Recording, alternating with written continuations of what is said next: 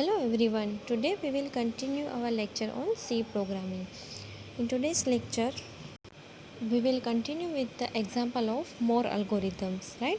In previous lecture, we have seen the what is algorithm and how to write the algorithm. In today's lecture, we will also see some more example which will be helpful for your GTU examination. Today we will give you the brief idea, right, about how to write the algorithm for more example.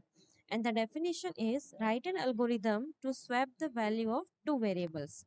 આની અંદર શું કીધું છે કે આપણે algorithm લખવાનો છે અને બે વેલ્યુઝ જે છે એ સ્વેપ કરવાની છે, બરાબર? તો વેલ્યુ સ્વેપ કરવી કોને કહેવાય? ફોર એક્ઝામ્પલ આપણી પાસે બે વેરિયેબલ છે n1 and n2, right? n1 અને n2 જે છે બે વેરિયેબલ છે. સપોઝ n1 ની વેલ્યુ 5 છે અને n2 ની વેલ્યુ 6 છે, બરાબર? હવે એની વેલ્યુ સ્વેપ કરવી એટલે n1 માં જે વેલ્યુ હોય, બરાબર, એની જગ્યાએ એમાં n2 ની વેલ્યુ એટલે n1 માં શું હોવું જોઈએ 6 અને n2 માં 5. આને વેલ્યુ સ્વેપ કરવું કહેવાય, એક્સચેન્જ ધ વેલ્યુઝ, બરાબર? જે વેલ્યુ હોય એના કરતા બીજા વેરિયેબલની વેલ્યુ. હવે તમારે n1 અને n2 ની વેલ્યુ સ્વેપ કરવી છે, મીન્સ કે વેલ્યુ ઊંધા જતી કરવી છે, બરાબર? તો પછી આપણે આમાં અલ્ગોરિધમમાં શું કરવું, બરાબર? એના માટેનું અલ્ગોરિધમ લખવાનું છે. તો કે હવે આપણે વેલ્યુ ક્યાં જવા દેવી છે? n1 ની વેલ્યુ શું થવી જોઈએ 6 અને n2 ની વેલ્યુ થઈ જવી જોઈએ 5. તો આના માટે આપણે અલ્ગોરિધમ લખવાનો છે. તો એના માટે આપણે લોજિક યુઝ કરી શકીએ. ફોર એક્ઝામ્પલ આપણે ત્રીજો વેરિયેબલ યુઝ કરીએ કે જેને આપણે નામ આપીએ ટેમ્પરરી વેરિયેબલ. હું હજી તમને લોજિક સમજાવું છું, અલ્ગોરિધમ હું તમને કહીશ લખવા માટે. ટેમ્પરરી જે વેરિયેબલ છે, બરાબર, એની અંદર આપણે કોઈ એક વેરિયેબલને સાચવી રાખીએ. ફોર એક્ઝામ્પલ એમાં n1 ને ટેમ્પરરી વેરિયેબલમાં શું સાચવી રાખીએ? n1 એટલે કે 6, બરાબર? હવે n2 ની વેરિયેબલ જે છે એને આમાં કોપી કરી દઈએ, બરાબર? તો હવે n1 ની વેલ્યુ કેટલી થઈ ગઈ? 6, બરાબર? અને n2 માં કોણ કઈ વેલ્યુ જવા દઈએ? તો કે ટેમ્પરરીની જે વેલ્યુ છે એ, એટલે એની અંદર કઈ વેલ્યુ આવી ગઈ? 6. થઈ ગઈ એક્સચેન્જ. અગેન પાછું એક્ઝામ્પલ લઈએ, થોડુંક નીટ એન્ડ ક્લિયર લઈએ, રાઈટ? ફર્સ્ટ આપણે લઈએ તો કે આપણે પહેલા n1 n2 અને ટેમ્પરરી વેરિયેબલ લઈએ. આની અંદર વેલ્યુ છે 5, આની અંદર છે 6. ટેમ્પરરીની અંદર અત્યારે કોઈ વેરિયેબલ છે નહીં. હવે આપણે n1 ની વેલ્યુ શેમાં જવા દઈએ? ટેમ્પરરીમાં, એટલે અહીંયા વેલ્યુ કેટલી આવી ગઈ? 5. પછી n1 ની વેલ્યુ આપણે સાચવી લીધી. હવે આ વેલ્યુ કાઢી નાખીએ તો ચાલે. આ ક્યાં જવા દઈએ? n1 માં, એટલે અહીંયા કઈ વેલ્યુ આવી ગઈ? 6, બરાબર? હવે આની વેલ્યુ સચવાઈ ગઈ, આની વેલ્યુ કાઢી નાખીએ. ટેમ્પરરીની વેલ્યુ શેમાં જવા દઈએ? n2 માં, તો અહીંયા આવી ગઈ 5.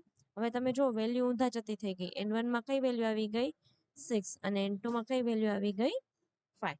તો આને કહેવાય સ્વેપિંગ ઓફ વેલ્યુઝ, કે તમે કોઈ પણ બે વેરિયેબલ હોય એની વેલ્યુ જે છે સ્વેપ કરો છો. હવે આની અંદર ઇનપુટમાં શું હોય, રાઈટ? ઇનપુટમાં હોય તો કે બે વેલ્યુઝ હોય, n1 અને n2 ની વેલ્યુઝ હોય, બરાબર? આ n1 અને n2 ની વેલ્યુ. એક્સપેક્ટેડ આઉટપુટ તો કે n1 અને n2 ની વેલ્યુ શું થયેલી હોવી જોઈએ? સ્વેપ થયેલી હોવી જોઈએ, બરાબર? પછી છે અલ્ગોરિધમ. તો અલ્ગોરિધમ આપણે સ્ટેપ શું હોય? તો કે પહેલા સ્ટાર્ટ હોય, દેન પછી બંનેને ઇનપુટ લેવાના છે, પછી ટેમ્પરરીમાં કોની વેલ્યુ જવા દેવાની? n1 ની, પછી n2 ની વેલ્યુ n1 માં, પછી લાસ્ટમાં શું કરવાની? n2 માં ટેમ્પરરીની વેલ્યુ. તો આપણા 3 સ્ટેપ થઈ ગયા. લાસ્ટમાં શું કરવાનું? પ્રિન્ટ n1 અને પ્રિન્ટ n2, અને લાસ્ટમાં અલ્ગોરિધમનો એન્ડ. તો આ રીતે આપણે અલ્ગોરિધમ લખવાનો છે. આજનો લેક્ચર પૂરો થાય ને પછી તમારે અલ્ગોરિધમ લખવાનો છે, બરાબર? આપણે આજે લેક્ચર થોડોક વહેલો પૂરો કરી દઈશું અને બાકીનો જે તમારી પાસે જે ટાઈમ વધે એમાં તમારે આ અલ્ગોરિધમ જે છે એ લખવાનું છે. દેન બીજો એક ડેફિનેશન છે algorithm. Write an algorithm to find even numbers from 1 to n. Here n is the input from keyboard, બરાબર? તમે પાસે નંબર હશે ગમે એટલા 1 to n, for example A 5 number પણ હોય, 6 નંબર પણ હોય, 7 નંબર પણ હોય, 10 નંબર પણ હોય, બરાબર.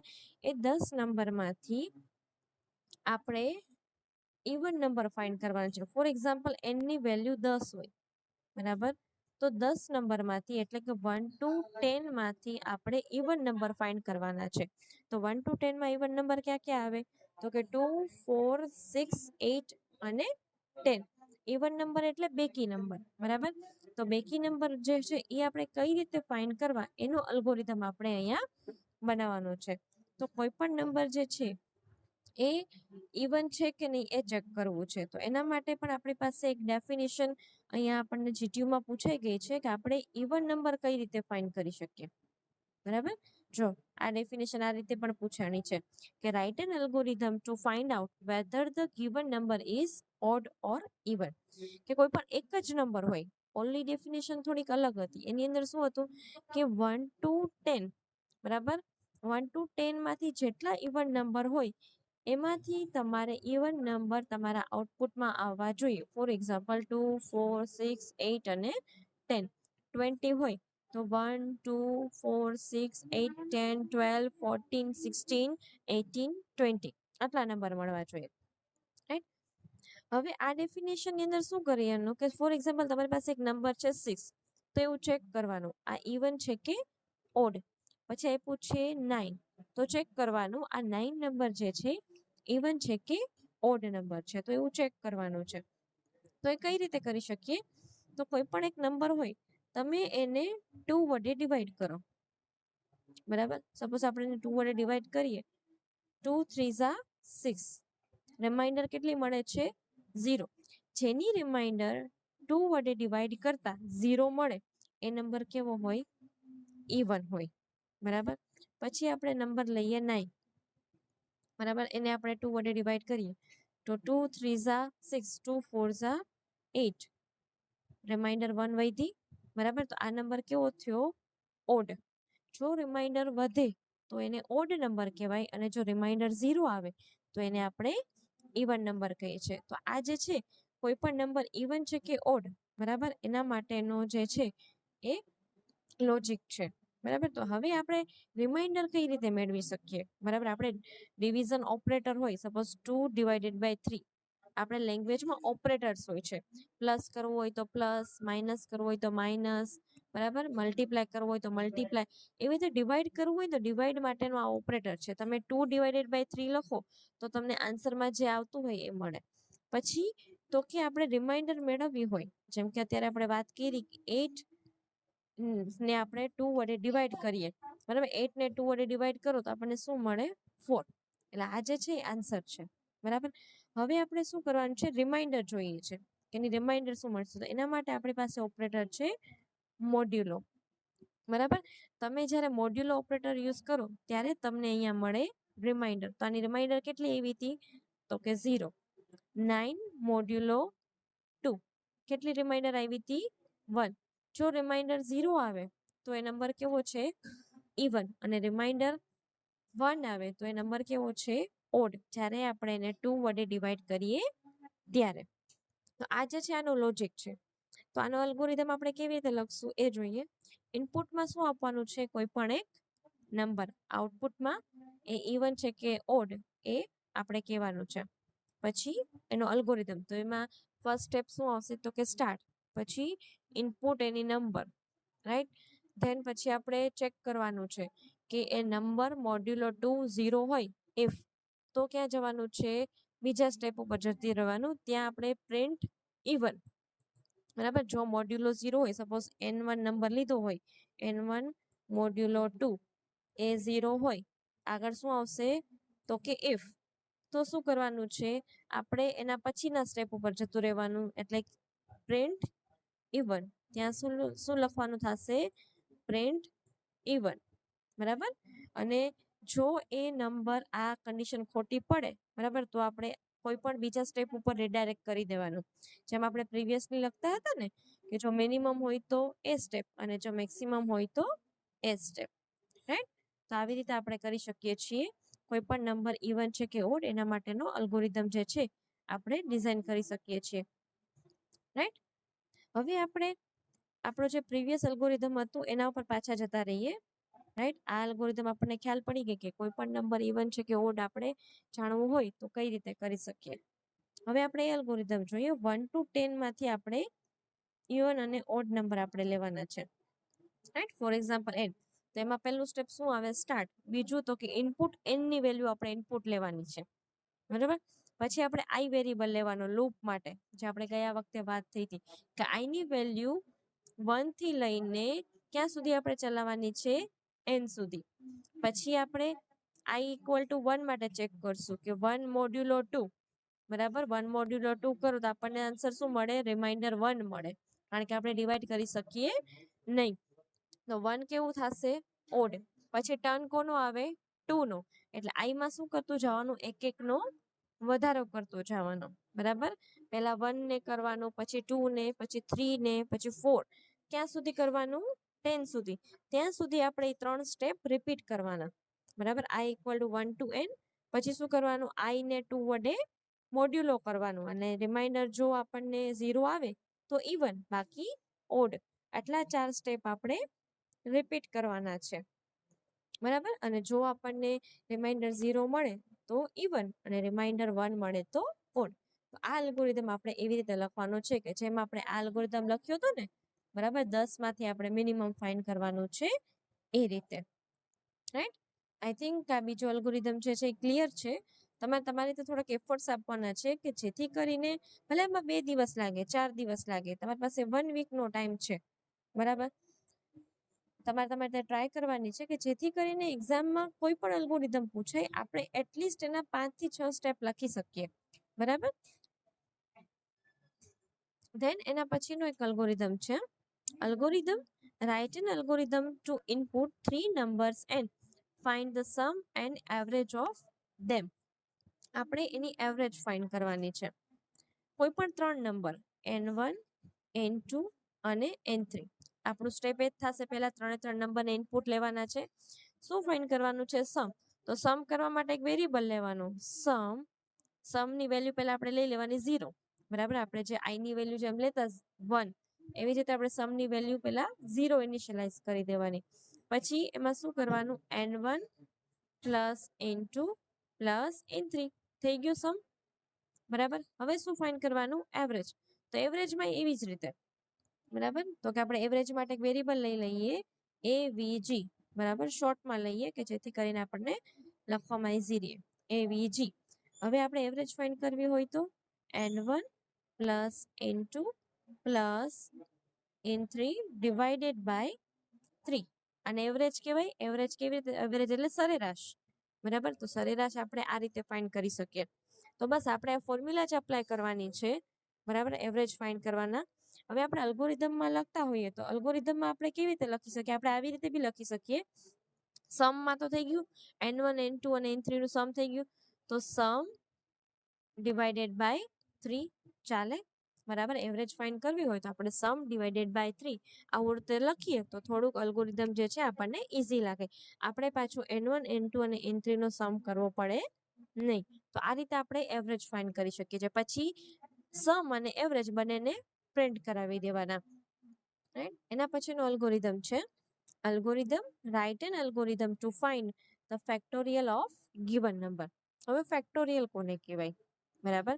આપણે આના માટેનો પ્રોગ્રામ પણ કરવાનો આવશે સી લેંગ્વેજમાં. તો પહેલા આપણે લોજિક જોઈ લઈએ કે આપણે ફેક્ટોરિયલ જે છે કઈ રીતે ફાઇન્ડ કરી શકીએ.